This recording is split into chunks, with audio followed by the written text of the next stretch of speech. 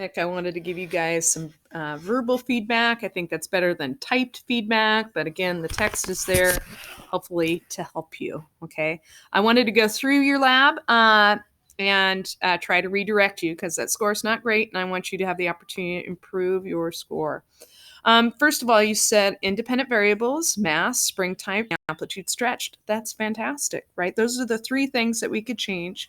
And what we're exploring is not the displacement, the dependent variable, right? What are we measuring? What are the impacts? Well, the displacement doesn't quite make sense because I could stretch that spring a ton and get a different displacement than if I stretched it a little bit.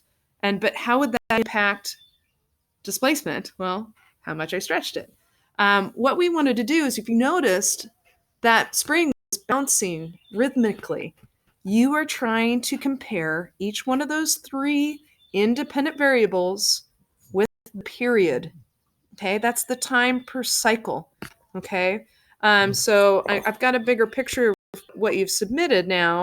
I was trying to make sense of it. So, anyways, so you did mass versus placement, but what you should be plotting is mass versus time per cycle. Now, I think displacement, I think you measured the displacement of different masses, although it doesn't quite make sense because you had three different displacements they had in the lab that you could change. And if I have a 50-gram mass and it's saying the displacement is 8, I would expect a 1,200-gram mass to stretch it a whole bunch more, but the data says down to 5, and that just doesn't make sense. Okay, so you're going to have to redo your data and resubmit. Now, not just, right, I need you to resubmit it in context of the lab, what we're doing. We're measuring the oscillations, the period. So you got a bit of work to do. You need to explore mass, right? How it impacts the period, okay? So you have to keep that spring type and that displacement the same in the pivot lab. You need to explore spring type, the different K values, and I gave those K values in this document. And you need to see the impact that has on the period.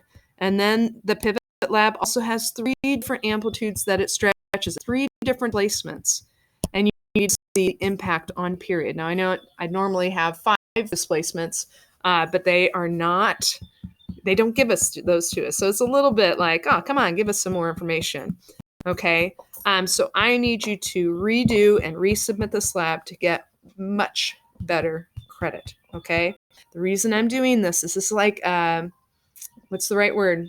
One of the purposes of taking physics was making observations about a physical, phenomena and figuring out how to test it. What do you want to test? How do we test it? How do we isolate variables, okay, on that testing, and what are the impacts? And then we get graphs and we analyze those graphs. And with our linearization, we can create an equation that relates period to mass. Is it period to mass squared? Is it period to square root of mass? Is it period to the inverse of the mass? How are those related? Okay.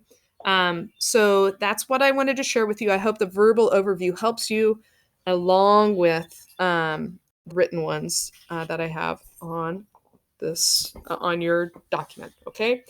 I hope you're well, and I apologize. I know you probably like, oh, I got all it done, and then I come back and you don't have it all done. So please take your comments if you have questions. I am available at any time during the workday, even on Mondays, to catch me on